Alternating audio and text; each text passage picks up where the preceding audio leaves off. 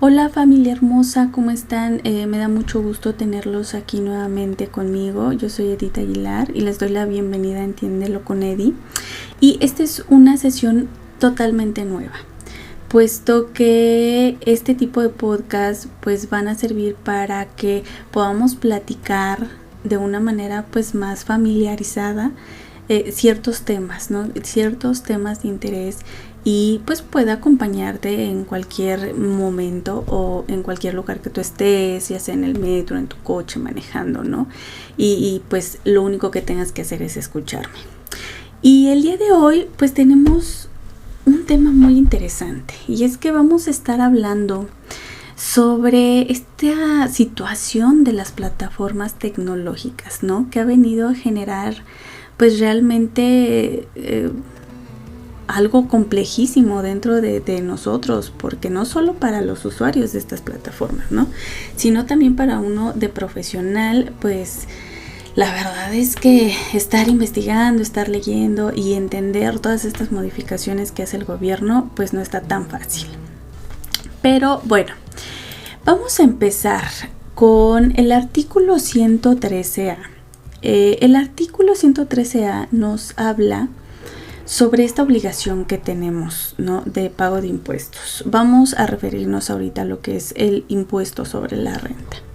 Este artículo nos dice lo siguiente: están obligados al pago del impuesto establecido en esta sesión los contribuyentes personas físicas con actividades empresariales que enajenen bienes o presten servicios a través de Internet, mediante plataformas tecnológicas, aplicaciones informáticas y similares que presten los servicios a que se refiere la fracción 2 del artículo 18b de la Ley del Impuesto al Valor Agregado, por los ingresos que generen a través de los citados medios por la realización de las actividades mencionadas, incluidos aquellos pagos que reciban por cualquier concepto adicional a través de los mismos. Muy bien, vamos a ir desmenuzando pues este artículo para entenderlo mejor. Muy bien, ¿qué nos dice? Bueno, pues que estamos obligados al pago de este impuesto las personas físicas con actividades, ya sea que vendan bienes o presten un servicio a través de estas plataformas, que pues están referidas en la fracción 2 del artículo 18b de la ley del IVA. Muy bien, vamos a remitirnos a la ley del IVA. ¿Qué nos dice el artículo 18b? Pues prácticamente nos habla sobre qué servicios digitales pues se deben de considerar como tal. La fracción 2 nos comenta que aquí entran la intermediación entre terceros.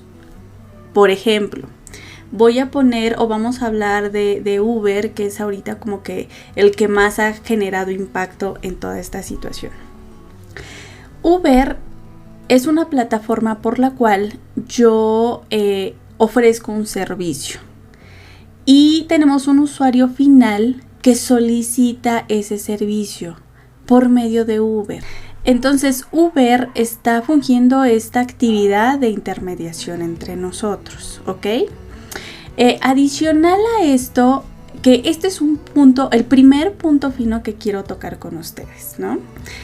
Esta fracción 2 del mismo impuesto de la ley del IVA nos dice que no se aplicará lo dispuesto cuando se trate de servicios de intermediación que tengan por objeto la enajenación de bienes usados.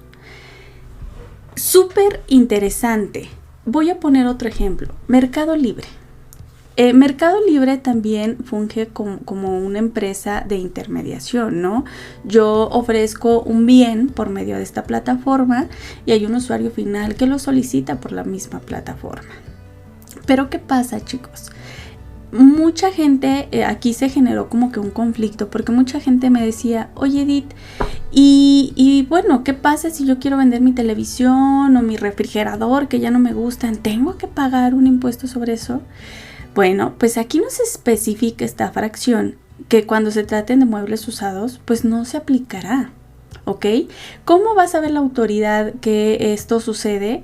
No sé si ustedes ubican, pero la mayoría de los productos, yo hablo de Mercado Libre, no me he metido a otras plataformas, pero sí te comentan si son usados o nuevos. De esta forma, nosotros nos vamos a poder dar cuenta de si entramos en este supuesto o no entramos dentro de este supuesto, ¿ok? Bueno, también nos comenta, vamos a regresarnos nuevamente al impuesto 113A, que por estos ingresos que nosotros recibamos a través de estas plataformas, también tenemos que incluir aquellos conceptos adicionales que percibamos a través de los mismos. ¿Qué quiere decir? Aquí va a entrar otro de los puntos finos. Uber, me voy a regresar al ejemplo de Uber. Muchas de las veces nosotros les otorgamos a estos conductores por su excelente servicio una bonificación. Bueno, pues esa bonificación también va a ser acreedora al pago de este impuesto. Ese es uno de los puntos finos que no teníamos como que muy presentes, ¿no? Entonces, hay que considerar esta parte. Si yo tengo alguna bonificación, algún pago extra, lo que fuera, aparte de estos ingresos que yo percibo por prestar mis servicios, bueno, pues también tengo que tener presente que voy a pagar el impuesto por estos adicionales que yo perciba a través de esta plataforma. Fíjense qué interesante, o sea, el ir desmenuzando toda esta parte punto por punto, pues nos va a generar un panorama pues más completo, ¿no? Respecto al tema.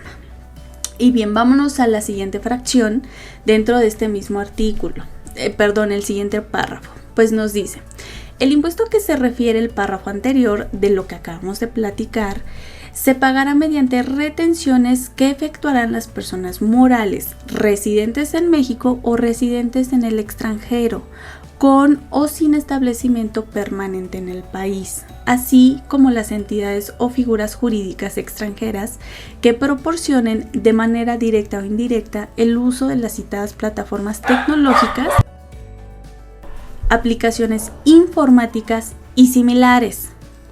¿Qué quiere decir? Bueno, pues que el entero de este impuesto, o cómo va a saber la autoridad que yo tengo que pagar ese impuesto, pues va a ser a través de estas plataformas electrónicas, porque ellas me van a hacer una retención, sean mexicanas o no sean mexicanas, tengan sus establecimientos en México o no, ellos están obligados a retenerme el impuesto considerado en la ley por todos esos ingresos que yo gane a través de sus plataformas. Esto es muy importante que también lo tengamos presente, porque me podrán decir, oye Edith, pero pues la plataforma que yo utilizo ni siquiera es mexicana, es extranjera. Bueno, aquí no importa si es hijo de Pancho o de Juan, ¿no? Aquí es, si está ejerciendo una actividad económica dentro del país, pues va a tener que retener el impuesto, sí o sí.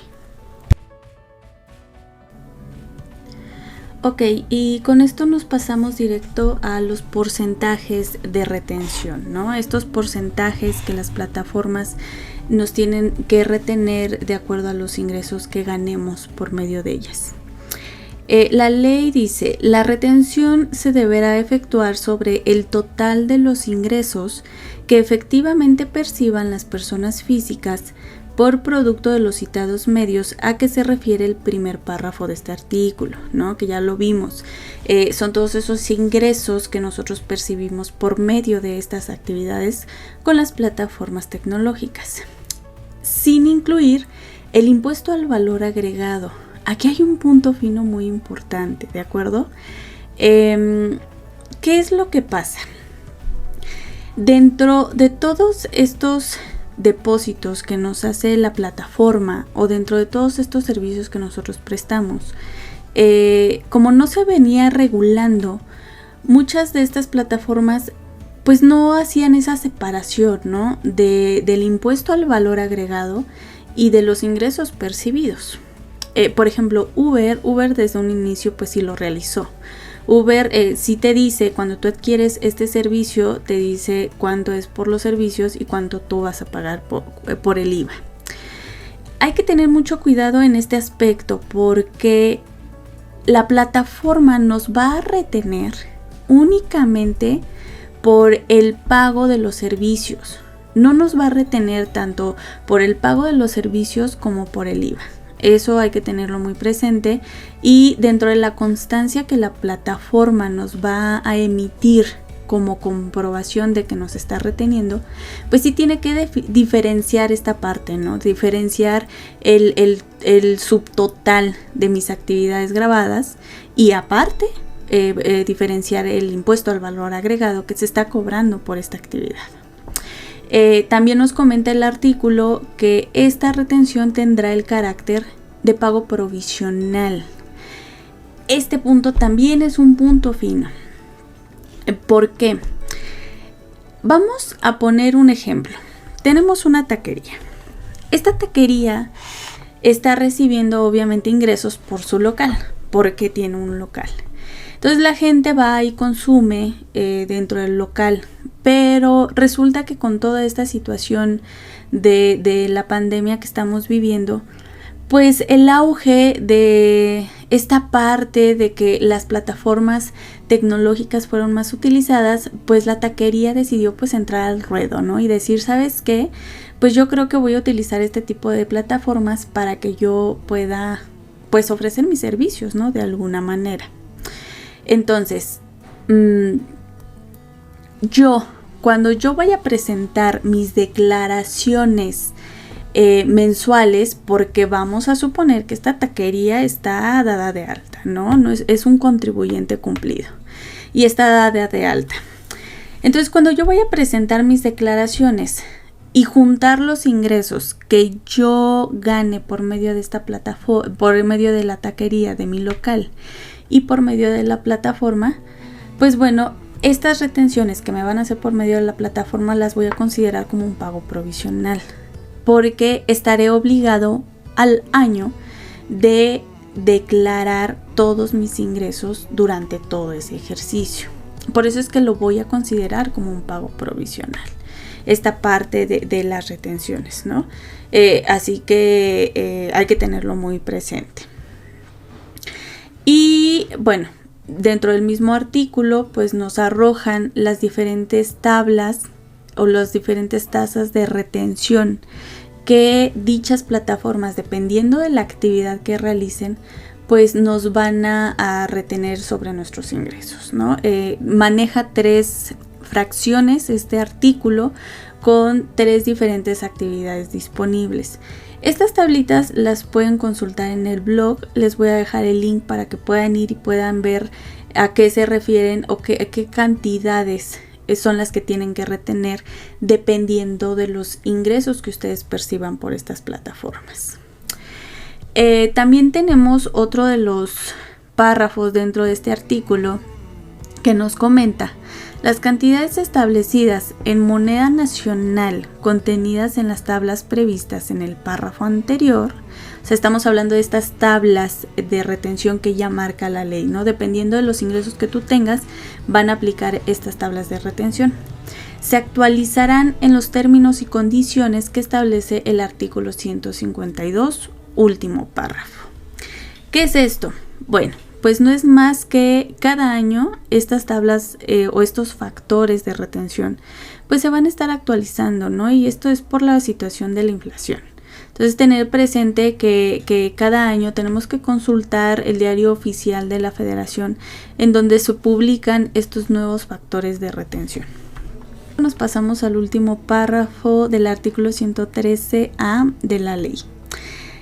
Nos dice que cuando las personas físicas que presten servicios o enajenen bienes dentro de estas plataformas digitales o tecnológicas adquieran cantidades pagadas directamente de sus usuarios y suman estas cantidades a los ingresos percibidos por las plataformas, y dentro de esta suma de estas cantidades que van a realizar pues no exceda de los 300,000 pesos anuales, pues podrán optar por pagar el impuesto sobre la renta de dichos ingresos recibidos con los porcentajes de estas tablas, ¿no? ¿Qué quiero decir con esto? Volvamos al caso de Uber. Hay veces que Uber te cobra o tú decides pagarle directamente en efectivo, ¿no? El dinero o el pago por ese servicio no pasa directamente por las plataformas. Y es lo que decíamos anteriormente. O sea, la plataforma te va a retener únicamente por el dinero que pase por su sistema. Si no pasa por su sistema, la plataforma no va a tener la obligación de poder retenerte dinero.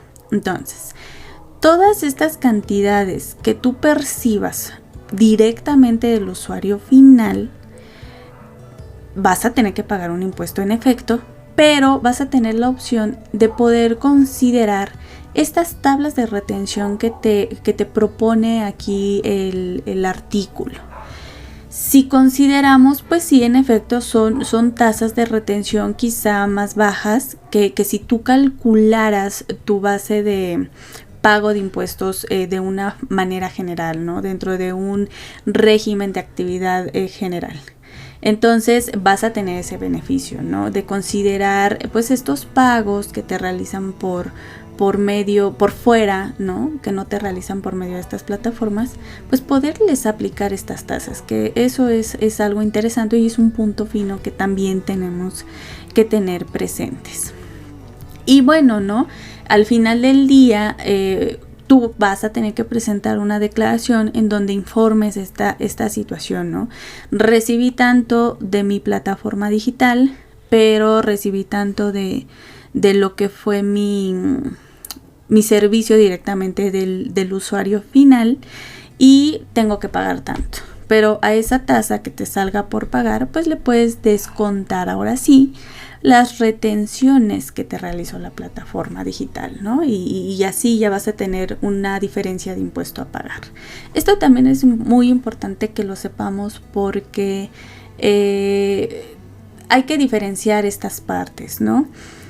Recordemos, eso lo vamos a ver un poquito más adelante, pero estas personas tienen la opción de considerar estas retenciones como definitivas. O sea, ¿qué quiere decir? Que me voy a evitar el estar a lo mejor realizando una presentación anual o mensual si es que es mi único ingreso, ¿no? Por medio de estas plataformas. Entonces, si es el caso, pues ya opto porque estas retenciones sean definitivas, ¿no? Y ya no tengo que hacer más allá de obligaciones fiscales y demás. Entonces, pues hay que tener presente que si recibimos, ¿no?, montos o ingresos directamente el usuario, de los cuales la plataforma no puede retener, pues sí, aún así estamos obligados a pagar el impuesto por ese dinero, ¿no?, que nos proporcionan en efectivo. Y bueno, para entrar en este supuesto de que nosotros podamos considerar estas tasas de retención para nosotros también poder aplicarla a nuestros otros ingresos, existe una regla miscelánea que es la 12.3.17, en donde nos comenta que para los efectos de este último párrafo, el total de los ingresos anuales se considerarán los obtenidos mediante plataformas tecnológicas, aplicaciones informáticas, así como los ingresos que obtengan por salarios e intereses. ¿Qué quiere decir? Que si yo obtengo ingresos por medio de estas plataformas y aparte a lo mejor estoy dado de alta como sueldos y salarios y percibo ingresos por medio de intereses, pues bueno, la totalidad de todos estos ingresos no podrán rebasar de los 300,000 pesos al año, porque si rebasan, yo no voy a poder considerar calcular mis ingresos que me entrega directamente el usuario, pues por medio de estas tarifas, ¿no? O sea, tendría yo ya entonces que ajustarme a las obligaciones de estos regímenes, ¿no? Como presentar un anual, ya lo habíamos comentado, y en esta anual pues presentar todos mis ingresos, hacer un cálculo ya con las tablas normales. Entonces hay que tener presente esta regla miscelánea también. Ahora sí, vamos a entrar de lleno a esta parte en donde la ley nos comenta que podemos considerar estas retenciones como pagos definitivos, ¿no? ¿Qué nos dice el artículo 113b? las personas físicas a que se refiere el artículo anterior, que es todo lo que hemos viniendo platicando, podrán optar por considerar como pagos definitivos pues las retenciones que les efectúen conforme a la presente sección en los siguientes casos. Fracción 1. Cuando únicamente obtengan ingresos a los que se refiere el primer párrafo del artículo 113A de esta ley, que en el ejercicio inmediato anterior pues no hayan excedido de la cantidad de los 300,000 pesos. Punto fino aquí en esta fracción. Esta opción de poder considerar estas retenciones como pagos definitivos, pues la vamos a poder hacer válida únicamente si recibimos ingresos por medio de dichas plataformas. O sea, si tú percibes ingresos por alguna otra actividad, pues de alguna manera esta segunda actividad o este segundo régimen pues te va a jalar a cumplir esas obligaciones de dicho régimen, que es lo que veníamos platicando, ¿no? Si tienes obligación de presentar un anual, pues ahí ya vas a tener que forzosamente acumular todos tus ingresos, ¿no? Y hacer un cálculo de impuestos pues con las tarifas normales. Es por eso pues que se tiene que analizar esta situación, si realmente me conviene el considerar esta parte de estas retenciones como definitivas, ¿no? Y bueno, pues para aquellas personas que tienen actividades por medio de estas plataformas y que en el ejercicio inmediato anterior pues no hayan excedido los 300,000 pesos, pues también van a poder optar por esta opción, ¿no?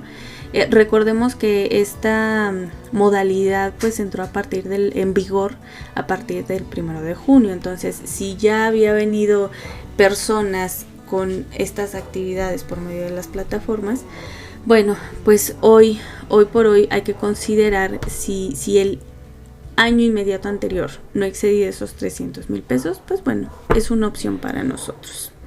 Dentro de esta misma fracción nos comentan que aquellas personas pues que inicien actividades, estas actividades en este año, pues podrán optar, ¿no? Con esta opción, siempre y cuando pues consideren que sus ingresos no van a rebasar estos 300,000 pesos. Si el periodo en el cual están dados de alta o sus operaciones iniciaron y es menor a 12 meses, pues aquí también nos marca una formulita para considerar si entramos dentro del margen que nos marca la fracción.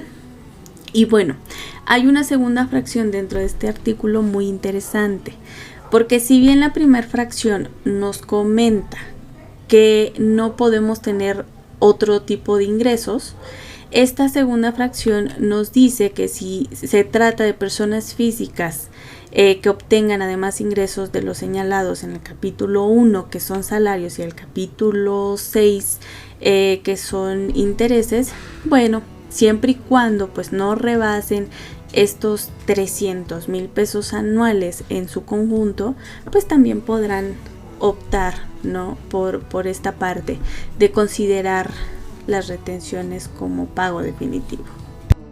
Dentro del mismo artículo 113b tenemos el apartado en la fracción 2 que nos comenta a que las condiciones a las cuales se tienen que atener pues estas personitas, ¿no? Como primera condición nos dice que no podrán hacer las deducciones que correspondan por las actividades realizadas a través de las plataformas tecnológicas a que se refiere este artículo respecto del impuesto calculado con las tasas previstas en esta sección.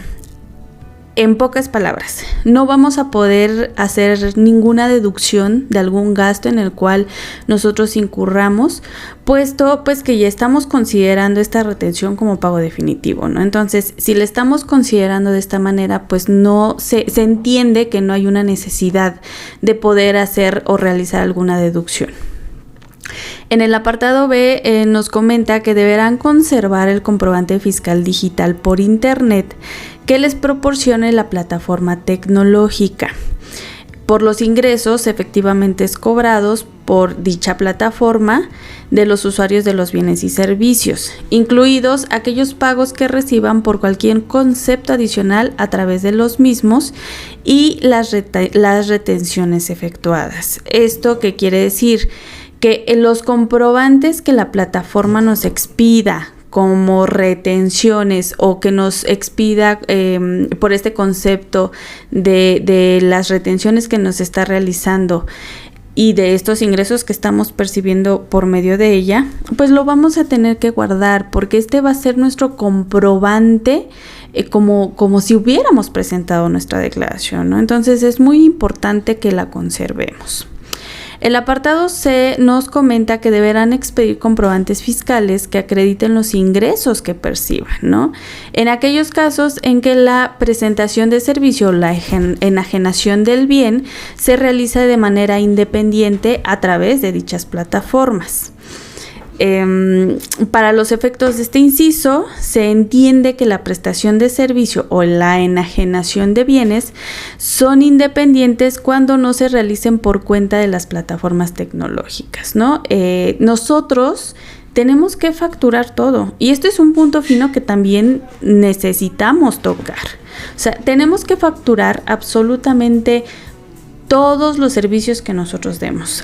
Hay ocasiones en las que los mismos usuarios no te llegan a pedir facturas, pero para eso entonces nosotros tendríamos que hacer una factura con el RFC genérico. Y para este punto hay una regla miscelánea que quiero tocar, que es la regla 12.3.6. en donde nos comentan que estas personas que enajenen bienes o presten servicios por medio de las plataformas, tendrán que enviar a los adquirientes de los bienes o de los servicios, o sea, el usuario final, el XML así como el PDF que ampare pues esta transacción vía correo electrónico. Entonces, pues sí es muy importante el que sepamos que tenemos nosotros que facturar absolutamente todas las transacciones que hagamos, ¿no? Por medio de la plataforma y por fuera de la plataforma. En el inciso D dentro de este artículo nos comenta que deberán presentar ante el Servicio de Administración Tributaria, en los términos y condiciones que se establezcan mediante reglas de carácter general, que para tal efecto emita dicho órgano desconcentrado, un aviso en el que se manifieste esta voluntad de optar las retenciones como pagos definitivos. Y esto se deberá hacer dentro de los 30 días siguientes a aquel en que el contribuyente perciba el primer ingreso por el pago de las contraprestaciones. Recordemos que todos estos cambios entraron en vigor el 1 de junio. ¿Qué quiere decir? De acuerdo a esta fracción, a este inciso D, nosotros teníamos como fecha límite para presentar este aviso a la autoridad hasta el 31 de julio, si entró en junio, hasta el 30 de junio. Esa era nuestra fecha límite para poder presentar este aviso. Pero bueno, entendemos que hubo mucha gente que no tenía la información bien definida, no la tenía bien preestablecida, entonces esta opción pues no la generaron, no tuvieron ese chance de hacerlo. Pero pues todavía la puedes hacer, ¿no? Es importante que sepamos que no porque no la hayamos hecho en su momento, ahorita pues no tenemos que presentar este aviso de cambio de obligaciones. Ahora es muy importante que lo realicemos, independientemente de si queremos considerar estas retenciones como definitivas o no, ¿no? Tenemos que hacer ese cambio, decirle a la autoridad, ¿sabes qué? Yo estoy prestando servicios por medio de estas plataformas digitales. ¿Y por qué es importante mencionarlo? Lo vamos a tocar más adelantito, porque una de las obligaciones que tienen estas plataformas es dar un informe a la autoridad de todas estas personitas que enajenan bienes o prestan sus servicios por medio de sus plataformas. Pero bueno, eso lo vamos a tocar más adelantito. Vamos a terminar con este artículo 113b. Nos comenta que una vez que ejerzamos esta opción, ¿no?, de considerar estos pagos como definitivos, estas retenciones, como definitivas, pues no vamos a poder variar durante un periodo de 5 años, ¿no? ¿Esto qué quiere decir? Que si yo elijo desde ahorita esta opción de considerar las retenciones como definitivas, no voy a poderme cambiar ni el año siguiente, ¿no?, ni dentro de 2. Esta opción la tengo que ejercer durante 5 años. ¿Qué va a pasar cuando entres en el supuesto de rebasar estos 300,000 pesos anuales que te comenta la autoridad? Pues simplemente te va a hacer el cambio, ¿no? Va a detectar esta parte de que ya los rebasaste y aunque no hayas transcurrido pues esos 5 años, en automático va a hacer el cambio. Que claro, nosotros tenemos esa obligación, ¿no?, de hacerle saber a la autoridad que pues nosotros ya no entramos dentro del supuesto porque rebasamos esa cantidad.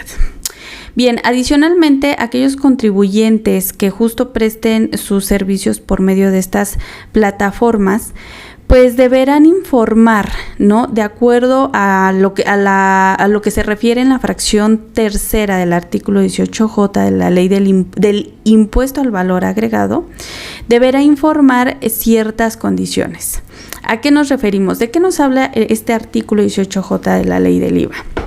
Pues nos habla prácticamente sobre las obligaciones que tienen estas plataformas como intermediarias. Y una de esas obligaciones que tienen, pues es el que ellos proporcionen al SAT toda esta información que tienen sobre sus clientes, enajenantes de estos bienes o prestadores de servicios. ¿Qué informaciones tienen que dar? Nombre completo, su clave de registro federal de contribuyentes, su clave única de registro de población, domicilio fiscal, la institución financiera y la cuenta interbancaria pues a la cual se le están realizando estos depósitos, el monto de todas estas operaciones que los usuarios enajenantes de estos bienes pues hacen por medio de sus plataformas, y tratándose de servicios de hospedaje hasta la dirección del inmueble tienen que dar, ¿no? Esta información pues la deberán presentar mensualmente, a más tardar el día 10 del mes siguiente de que se trate. Entonces, imagínense, señores, más controlados no vamos a poder estar en este aspecto, ¿no? Puesto que estas plataformas pues van a tener esa obligación de decirle a la autoridad con quién trabaja, cómo trabaja, por qué trabaja, y bueno, de todo le va a tener que enterar. De esta manera pues la autoridad nos va a tener más controlados, en el sentido de que si la plataforma me está comentando que en el mes de junio tú ganaste 10 pesos, pues son los mismos 10 pesos que tú tienes que enterar, ¿no?, a la autoridad, que tú tienes que declarar. Entonces hay que tener mucho cuidado con lo que declaramos y cómo lo declaramos. Respecto a la misma ley del IVA, en su artículo 18M, pues nos habla prácticamente de estas condiciones que debemos de considerar para poder también tomar las retenciones como pagos definitivos, ¿no?, que son muy parecidas a la ley del impuesto sobre la renta, las mismas condiciones, no hay que rebasar estos 300,000 pesos, no vamos a poder considerar deducción alguna, tenemos que conservar pues todas los comprobantes fiscales que nos dé la retenedora, y tenemos que facturar, o sea, prácticamente es todo lo que hemos viniendo platicando. Pero pues aquí también tenemos una tasa especial de retención que es el 8%. Aquí hay un punto muy importante que quiero tocar, y es que